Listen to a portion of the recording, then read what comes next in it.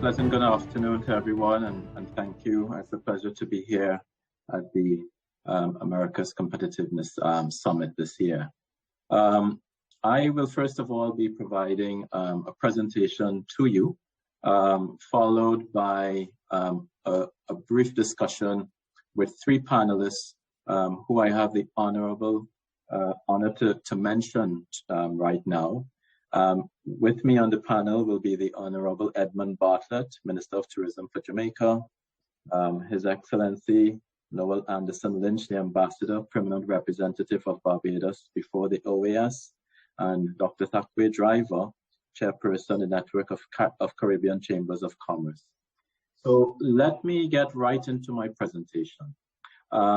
First of all, this is a presentation as it relates to a study that was done for the Organization of American States, looking at diversification, export diversification within three countries in the Caribbean, namely Barbados, Guyana, and St. Lucia.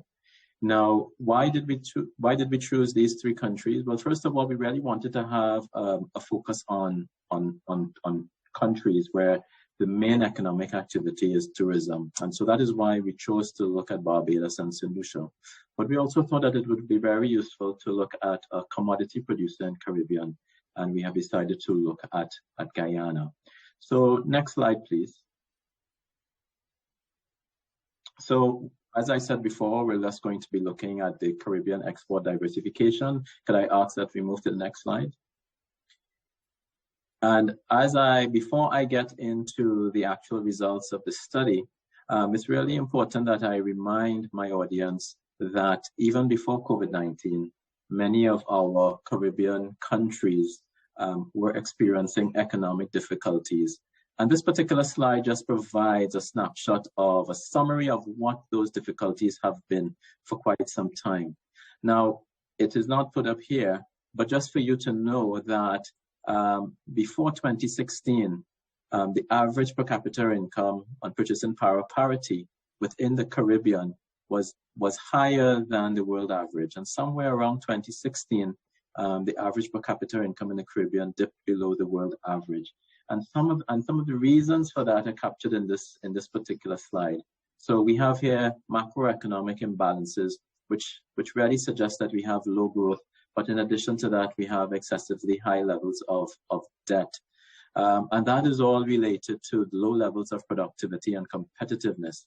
In the Caribbean, over the last decade, the overall ranking on average of Caribbean countries with respect to the doing business indicators, the World Bank's doing business survey, we fell from about a rank of 81 out of 81 countries in 2009, now to an average of about 125 countries out of 191.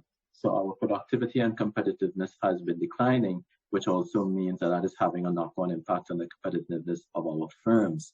In addition to that, while we have made great progress on human development, we still have fairly high levels of poverty and unemployment, and in particular, fairly high levels of youth unemployment, whereby almost in some of our countries, we have youth unemployment as high as 40% of the youth population being unemployed in some of our countries in the Caribbean. And in addition to that, this fourth circle really suggests that we live in a really terrible neighborhood where every year we are visited by serious storms, which they are so terrible, we actually do give them names. And these storms inflict significant damage on our economies every year. So on average, in the Caribbean, natural disasters inflict on our GDP, on average, 2 to 3% GDP loss per annum. And that is on average across the Caribbean.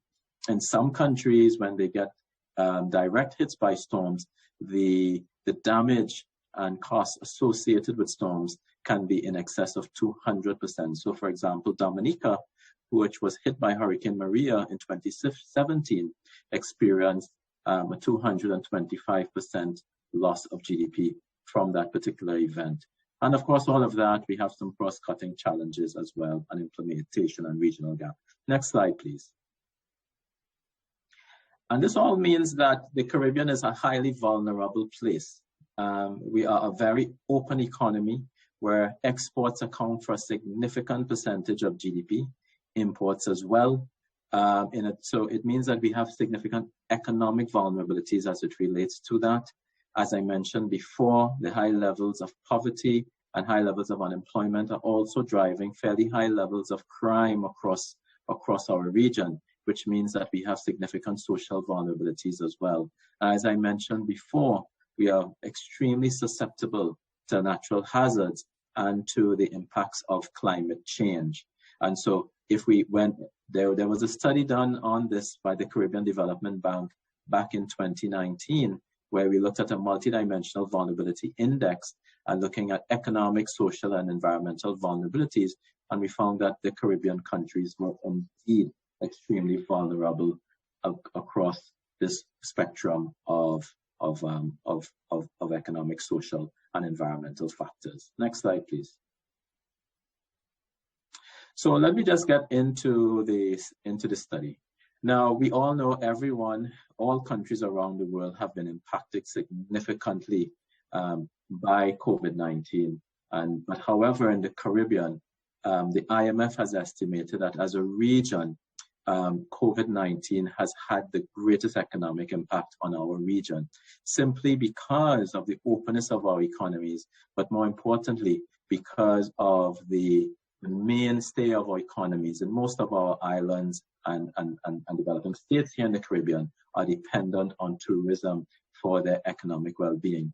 So that has meant significant losses in revenue and income, a fall in investments, including in foreign direct investments, a massive increase in unemployment, increases in indigenous and in poverty, increased domestic violence, unfortunately, because as you know, everyone has now been working from home, we're working remotely, and we have seen, unfortunately, an uptick in domestic violence. School closures means that many of our students are having to learn online, and for anyone who has experienced that knows that that is not ideal.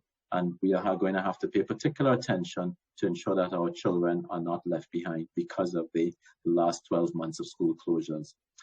Many failures of small and medium-sized businesses. And of course, this has also meant, because the financial sector and in our banks in particular have provided moratoria on loans, this has been a challenging time for our financial sector. So as we consider coming out of COVID-19, we have to consider how we build back better.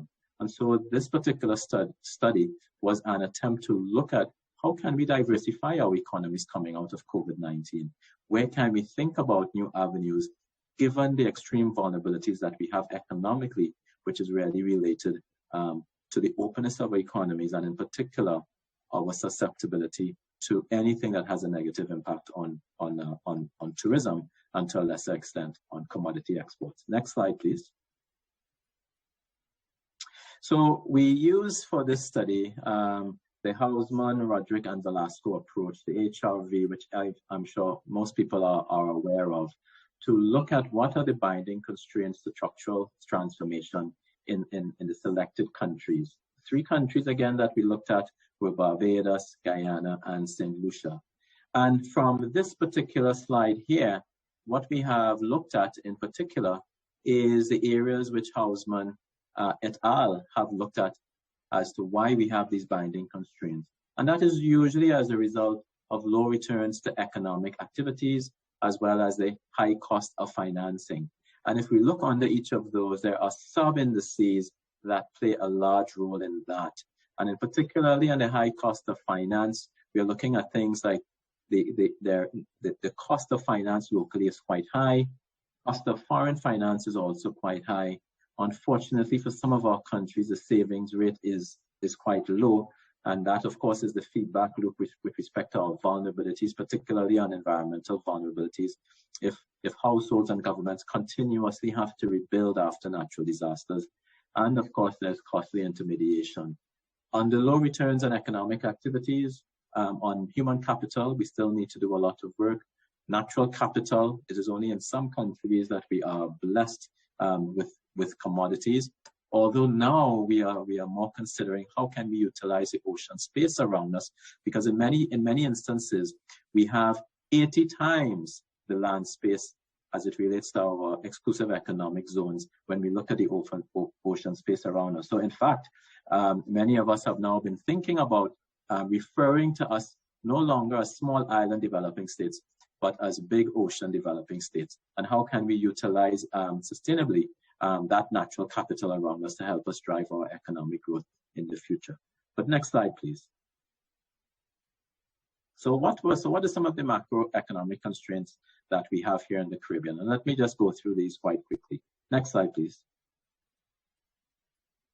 So in Barbados and St. Lucia, as I mentioned before, could you go back up to the slide?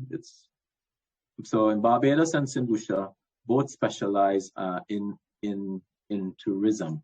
And what is happening here is that as a significant proportion of many of the economies in the Caribbean are dependent on tourism. So for example here, unfortunately, I'm not sure what's happening to the slide there, but in the Bahamas, the contribution to tourism to the overall GDP is in excess of 40%. It's similar, of course, in the Seychelles, where it is in excess of 67%. But if I look at the countries that we have studied, Barbados, the contribution to GDP of tourism is around 35%, and in St. Lucia, that is 43%. The Honorable Edmund Bartlett is on this panel, and he would know that the contribution that tourism makes to Jamaican GDP is around 34%. Next slide, please. And so because we looked at Guyana as well, which is really a commodity producer, we also wanted to examine what is the contribution to Guyana's overall GDP from total commodities. And as you can see here, the contribution is around 66%. Next slide, please. And now I will just look very, very quickly at the microeconomic constraints to what's happening here in the Caribbean. Next slide, please. At a study done by Complete Caribbean through the Protokin, what is called the Caribbean Enterprise Survey in 2014, actually asked what were the major obstacles to business. And this is a report that was done in 2014. And as you can see here, across most of the Caribbean countries, it's a high cost of electricity, which is a real problem. And that, of course, is then followed by inadequate educated workforce. So it says to us that on energy and in particular on our investments in human capital, we need to do a lot better. And of course, in some of our countries, access to finance and cost of finance are particularly big stumbling blocks. So let's look at the next slide, please. So the next slide shows us, I want you to focus a bit on the slide on the right-hand side, which is the domestic electricity tariffs for 2012 across all of the Caribbean. As you can see here from this particular slide, on average, cost per kilowatt hour in the Caribbean in 2012 was around 30 US cents per kilowatt hour. Compare that to the average cost of electricity in the United States, maybe of around 6 US cents per kilowatt hour. And you can see how important a hindrance this is. This is particularly important for us now as we consider how do we battle the impacts of climate change and what the Caribbean can do. And what we are hoping now is that as we move towards the use of greater renewable energy, because most of the electricity that is generated now is actually generated from heavy fuel oil, if we move towards renewable energy and perhaps if we have some type of a joined up grid that we could bring this cost of electricity down across the region.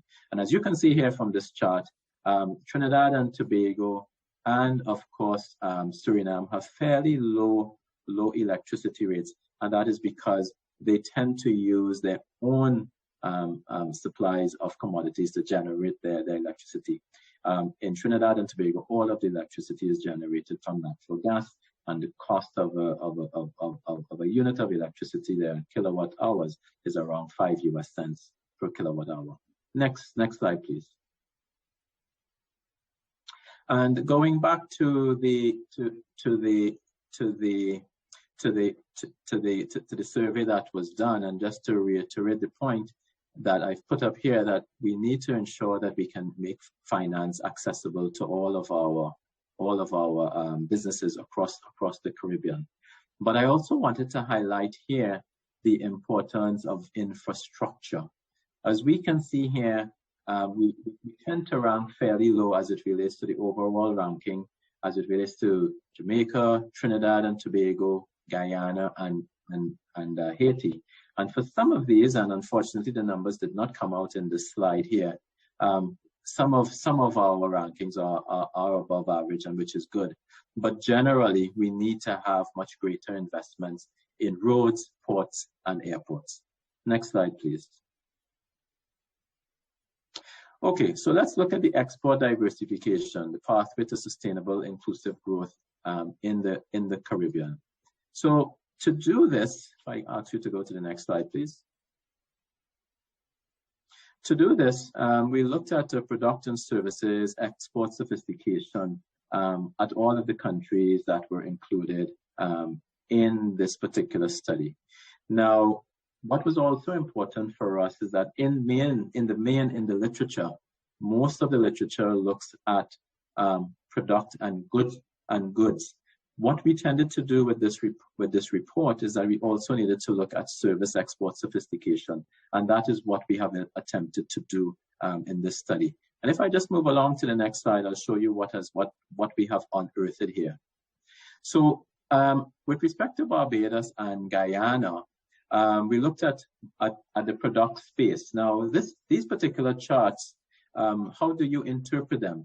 If a country is producing most of its products in the center, in that gray area where you might see some colors, but then it means that those products are a lot more sophisticated and have greater connections to other sectors of the economy, and actually do provide the opportunities for greater areas of diversification. However, if you are producing products on the periphery, if you are producing products on the branches of these particular charts here, then you don't have that many opportunities to branch off and to actually build out new products from that. And unfortunately for us in the Caribbean, many of the products that we are producing are actually being produced on the periphery and not in the center. And we need to find some way for us to start producing more products at the center, so that we can then build out more opportunities to build on that, to diversify our economies. Next slide, please. So when I look at this, what we tended to do was to look at the product and services diversification opportunities in the Caribbean. And what we found, and of course I'm just providing a very quick summary of the overall report, what we found is that across the Caribbean, our geographic proximity, cultural and time zone similarities have really placed the Caribbean at an important place in time to benefit from the nearshoring opportunities that might come out from some of the large markets around us. And here I'm speaking specifically about the United States of America, Mexico, and to Canada, whereby we know that now many of the companies within and operating in many of those particular economies are now attempting to bring much more of their product manufacturing space back to their home markets. That was happening even before COVID-19, but COVID-19 has now quickened the pace of that, simply because there is now a need to shore up supply chains. And we think that the Caribbean now has an opportunity to benefit from that. And so in particular, what we have found in this study is that the Caribbean has opportunities within the electronics, electrical and medical devices, as well as within exports value chains. Now, for many of those in the Caribbean, many policymakers may not be thinking that these are products that we can consider. But from our assessments of our product space and looking at where we have opportunities for diversification, these are particular areas that have come up as being important for us to consider as we move forward. Electronics, electrical, medical devices, and chemical exports along that value chain. Next slide, please. Now, what's also important, and remember earlier I mentioned the whole idea of the blue economy, is that we also have a particular opportunity within agri-food and seafood products. We have not been actually utilizing all of the value added that could be extracted from these particular products. And our study has found that across agri-food and seafood products, that is also provides most of our economies with some amount of opportunities at this point in time. Next slide, please. Just to reiterate what I said before, in addition to us having now the opportunity and to some extent a revealed comparative advantage in medical devices, we also know that when we look at product and services diversification, that what's actually now coming through in the Caribbean is that medical tourism also provides us with an opportunity to diversify our services and tourism sectors. Next slide, please. In addition to that, along with medical tourism, what we have found is that in the Caribbean, we also have significant opportunity for the export of higher education services. For some of our countries, they have been doing this successfully for some time. So, for example, the St. George's University in Grenada actually contributes quite significantly to the overall GDP of the Grenadian economy. What tends to happen here is that foreign students come to attend these universities within the Caribbean, and that generates a lot of economic activity for these particular countries.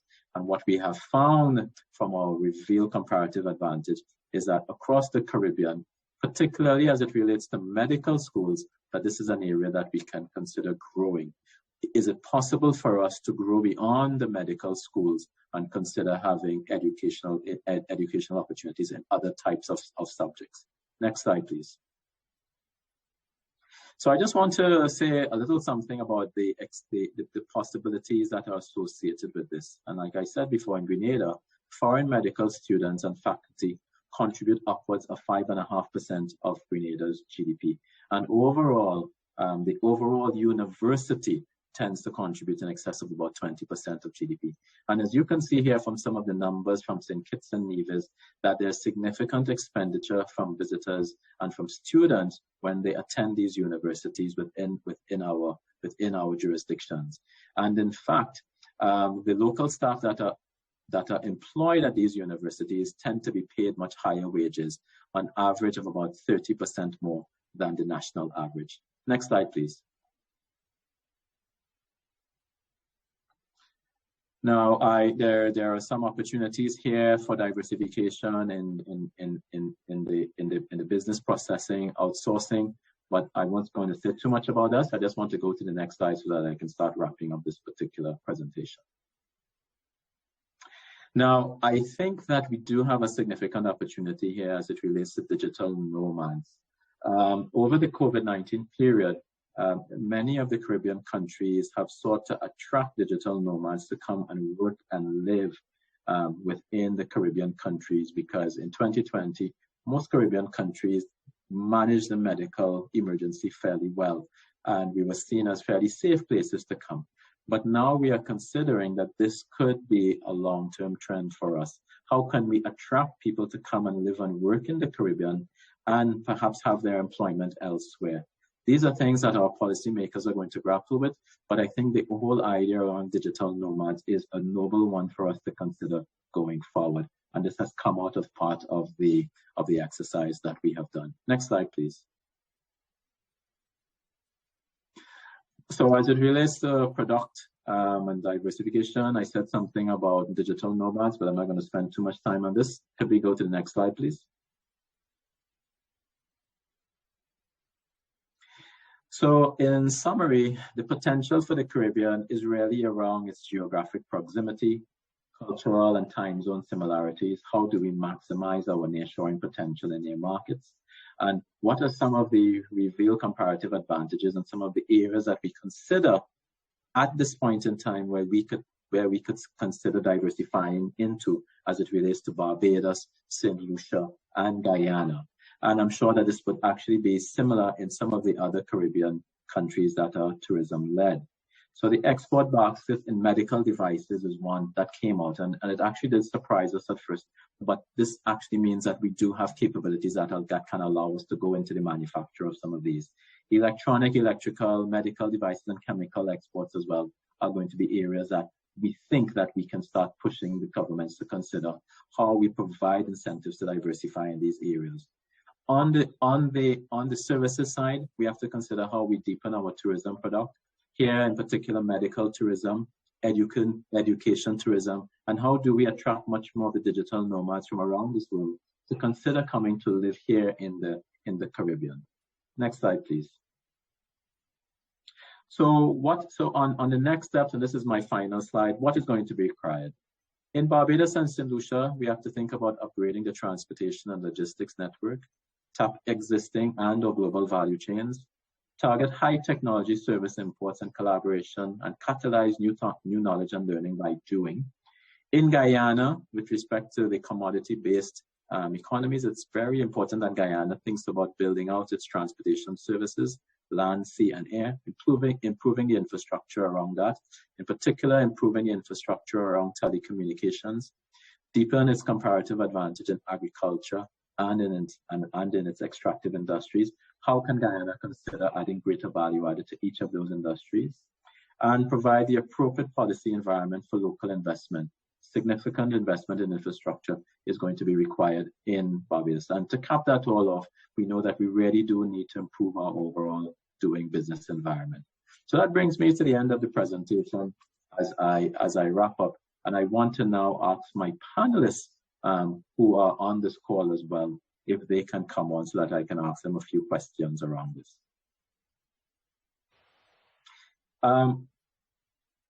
Good afternoon, gentlemen. I'm not seeing Minister Bartlett. So let me ask you, it's very good to see you, Ambassador Noel Lynch. It's very good to see you, Dr. Takwe Driver, on this. Now that you have seen this presentation, I tried to run through it very quickly. Could you give me your thoughts about what was presented and what came out of the study from this? May I ask you first, Ambassador, to respond? Can you hear me? Can you hear me, Dr. Ram? Yes, I can hear you. Well?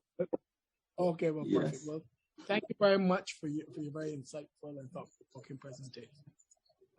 As it relates to the tourism sector, I was a little bit, I'm not really taken back as a former tourism minister. I was not really taken back by the fact that you've spoke about infrastructure. And I know that your transportation infrastructure, how we could deepen what we've done within the tourism sector in terms of medical tourism, educational tourism.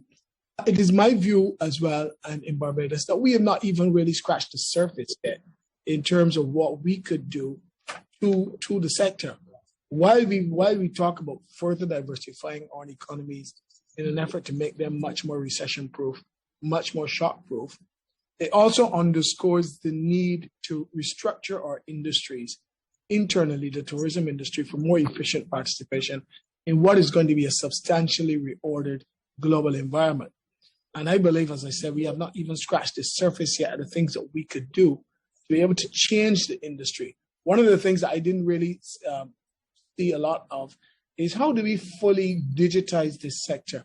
I mean, when you think about the pillars of tourism and what tourism is built upon, product development, human resource development, marketing, research and information, linkages to the sector, those are the obvious: agriculture, manufacturing, but those are the not so obvious things like cultural development. It begs the question, what have we done to bring more data-driven approaches, first of all? How do we digitize this sector in every aspect of it? Marketing, product and service development, investment, research capacity, to looking at our competitors, looking at our consumers or potential consumers. How do we make the sector more entrepreneurial, particularly for our marketing agencies, turning them into marketing companies, seeking more ways to infuse local inputs into the industry, and investments by government into the main inputs into the industry, diversification of markets, diversification of the people whom we approach. So I take the point that yes, there are broad aspects of how we can look at the industry, but there's still a lot of work to be done, in my opinion, in terms of internally being able to restructure those industries and really make them much more efficient and much more fit for purpose in what is going to be a totally reordered global economy. I'll stop there first. Okay. Thank you, Ambassador Lynn, for those insights. So are you saying that, before I get to Dr. Driver, that we need to consider the role of our tourism marketing agencies, what they need to be doing? Should they also be much more data driven in their approaches? It is my belief that overall our industries themselves need to be fully digitized. I can't understand how we could be operating within an environment in which the world is moving totally digital. In terms of the global economy, 7.83 billion people are urbanized. That is like 56.4% of the global economy, of the global population. Unique mobile phone use is something like 5.2 billion people. Internet users are 4.66 billion, and active social media users are 4.2 billion. It would tell me that if you're really going to make an appeal to those who could be your consumers in the future, that your emphasis has got to be digital. But it's not just in your marketing. Every aspect of the tourism sector, tourism and hospitality sector, needs to have an infusion of becoming more digital in every part of its aspect. And of course, our research capacity, it's important that become much more digitized than it is now.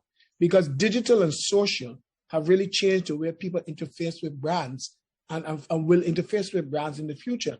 And the industry must change the way it goes to the market. That is apart from what we do internally, change the way we do and go to the market if we are ever to really survive this new shift in the way in which we do business in the global economy. Thank you very much, Ambassador.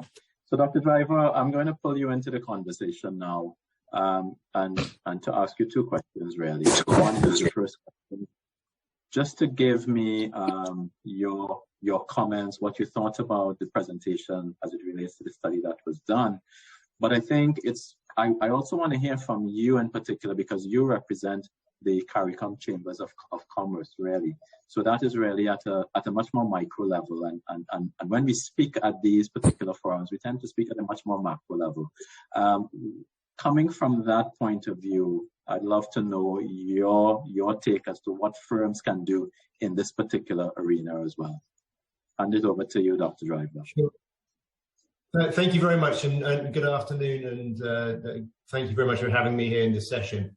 So let me just say what CARICOM is first of all, because people may not know it. It's a network of 21 chambers of commerce from across the Caribbean region, so right from the Bahamas in the north down to Suriname in the south, and from Barbados in the east across to Belize in the west. So it covers the English-speaking Caribbean, but also Spanish, French, Dutch-speaking Caribbean as well. I'm joining you from Trinidad, where I'm the CEO of the Energy Chamber, and I'm the current chair of CARICOM.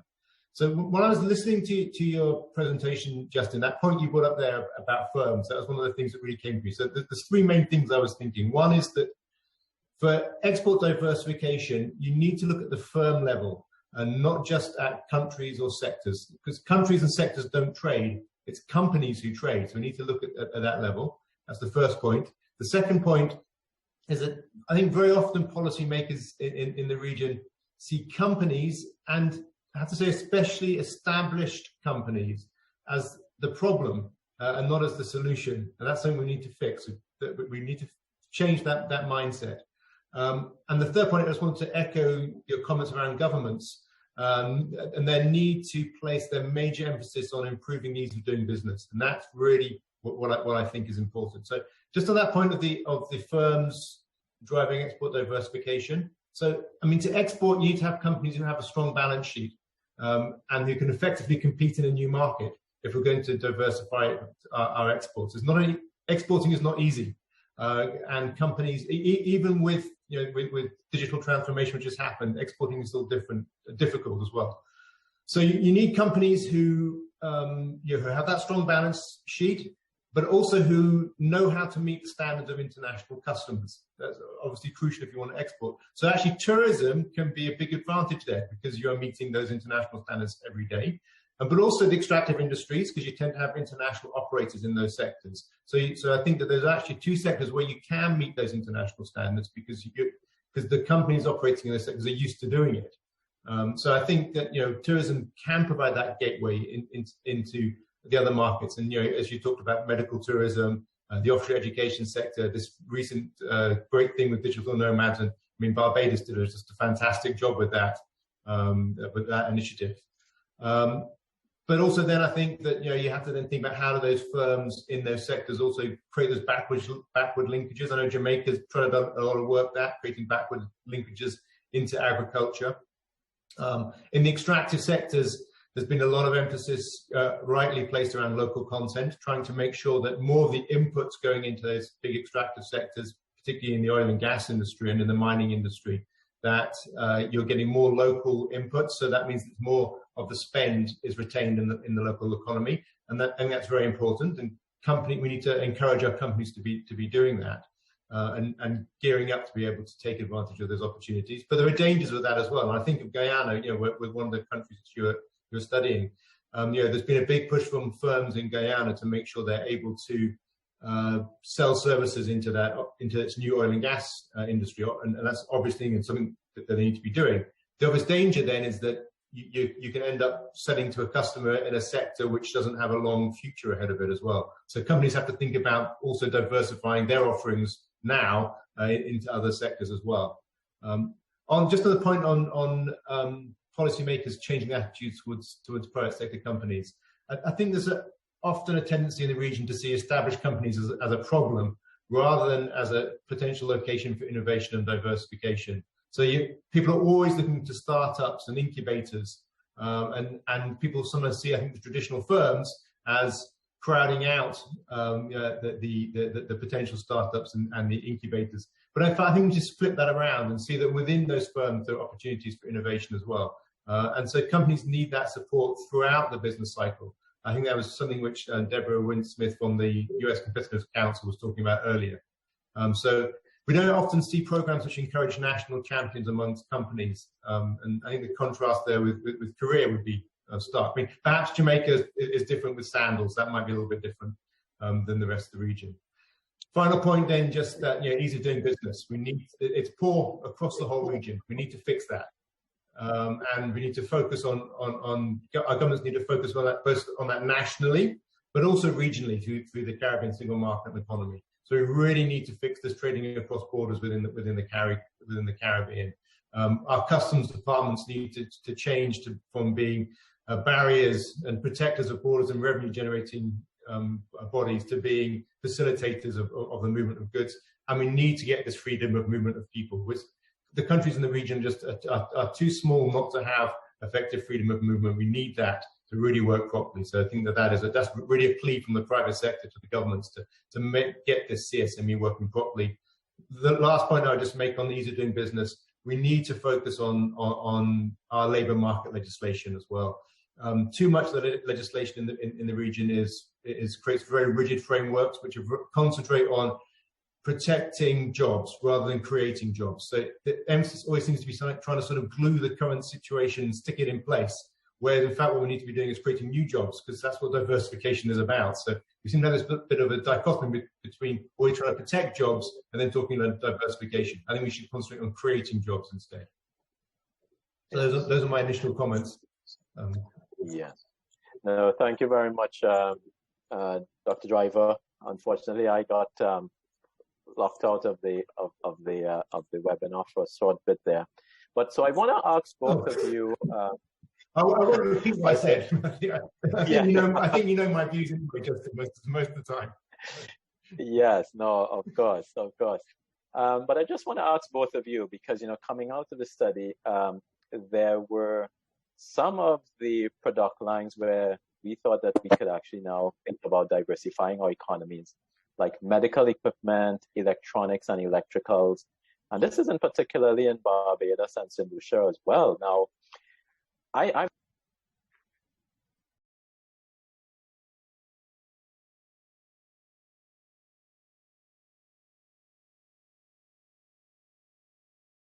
Yes, okay. Thank you very much.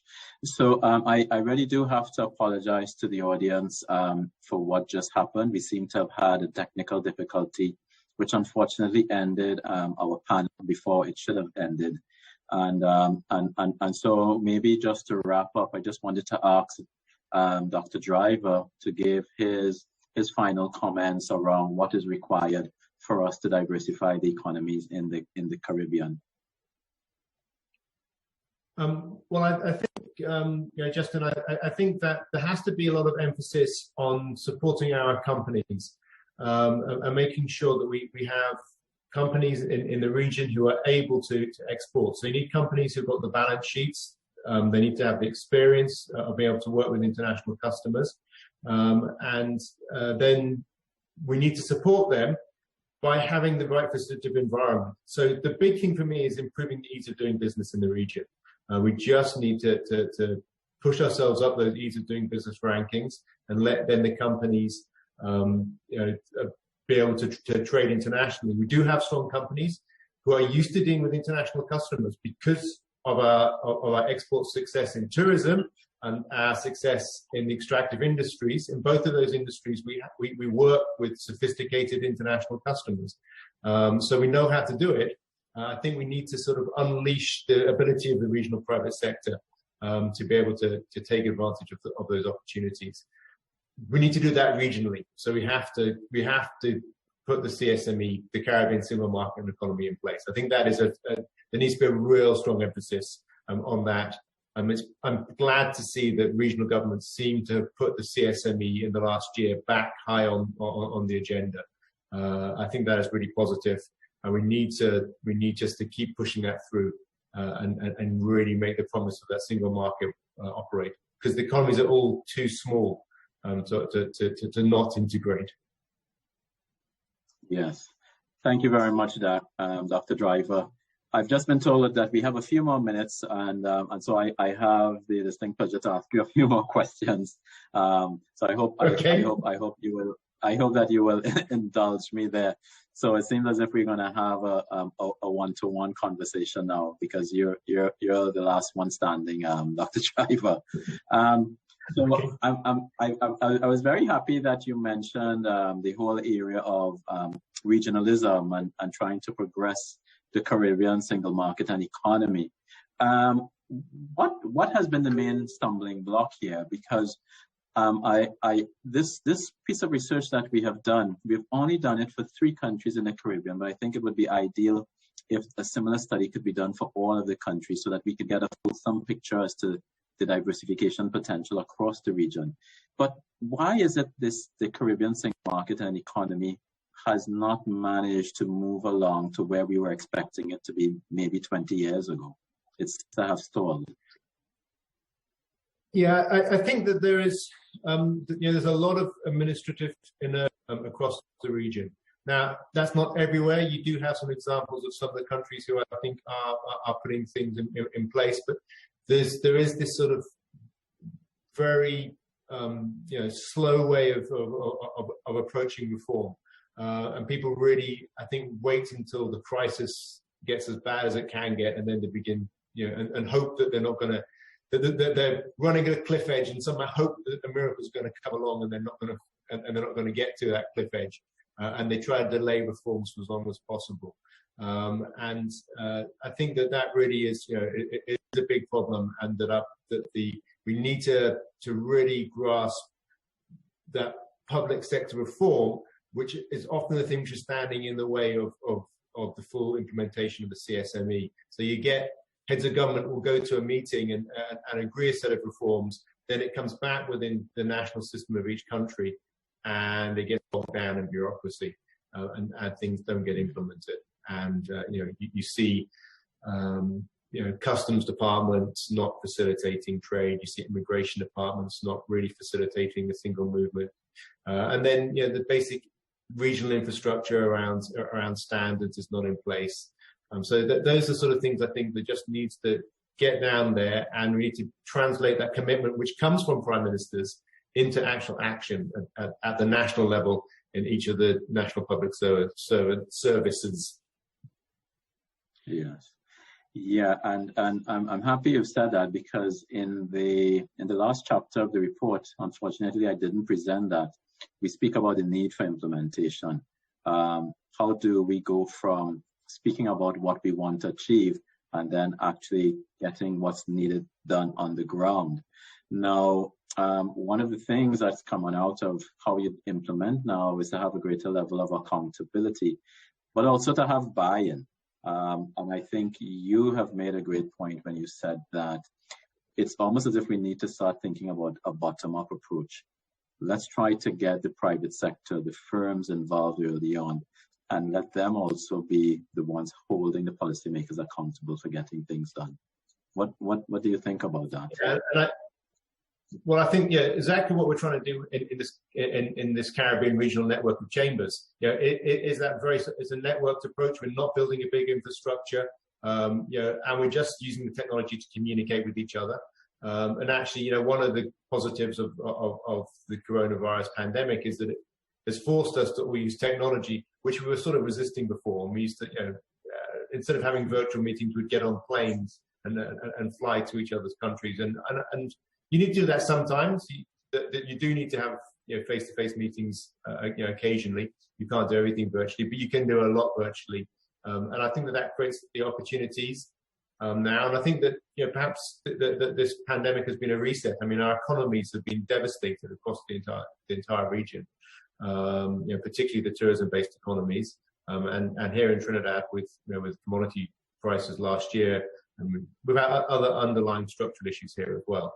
But anyway, our economies are in a bad way. So I think it's making people rethink. I hope we can just take this opportunity to reintegrate the regional integration process. But as you're saying, bottom up. Listen to the private sector who wants to integrate. And in fact, that's an area where there's actually, I talked about labour market rigidities, and you have this sort of legislation which is very, I guess, sort of trying to stick things in place. But the trade unions themselves are also very committed to that Caribbean single market and free movement of people. So I think that that's an area where I think you could see a lot of joint commitment to make that work between the private sector and the labour movement, and see the governments come along and really make that free movement of people, the promise of it, work. Yes. Well, Dax, it sounds to me that coming out of the study, we certainly have unearthed some new opportunities for us in the Caribbean, for us to diversify.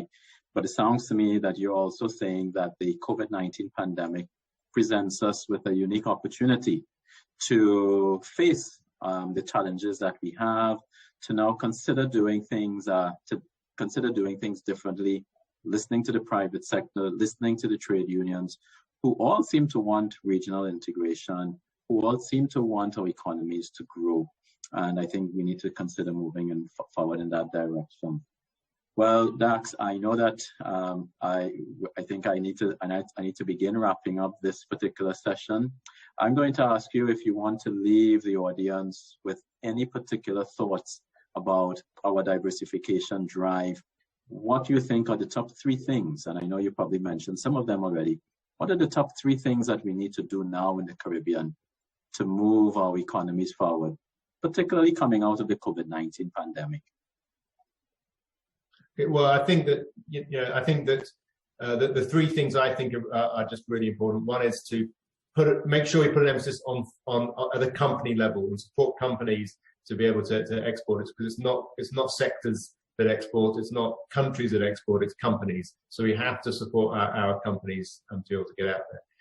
Secondly, we've got to stop. We've got to not see the private sector as the problem, and that often is the case in the Caribbean. They see the traditional private sector as a problem.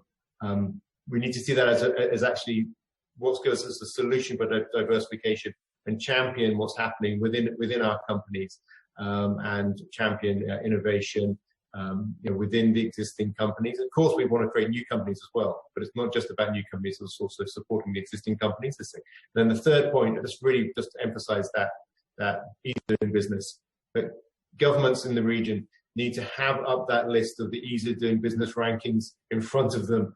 Every cabinet meeting, put that as a scorecard up there and say, how can we move ourselves up, and why are we doing so badly? Why are we ranked? I mean, why is Trinidad ranked as one of the worst places in the world for contract enforcement, for the amount of time it takes to enforce a contract? It's not we don't have clever lawyers. We've got lots of them. But why is it that it's taking so long? And cabinets need to take that and take a score sheet of that and say, okay, what is it we're going to do to push ourselves up those rankings? Because that's the way in which we'll actually get our economies functioning. Okay, wonderful. So you're saying we need to stop treating our private sector as if they are not worthy. We need to start listening to the private sector, making sure that our companies are at the forefront of our minds in everything that we do.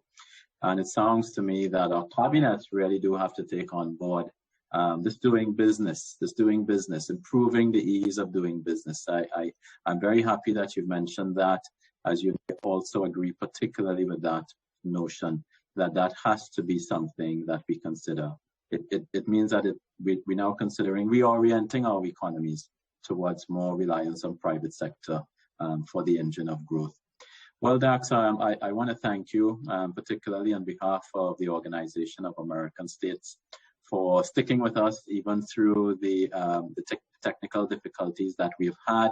Unfortunately, we lost Ambassador Lynch and, of course, Minister Bartlett along the way as well. But Dax, you certainly have carried the baton for both of them. You ran the entire track without having to hand over.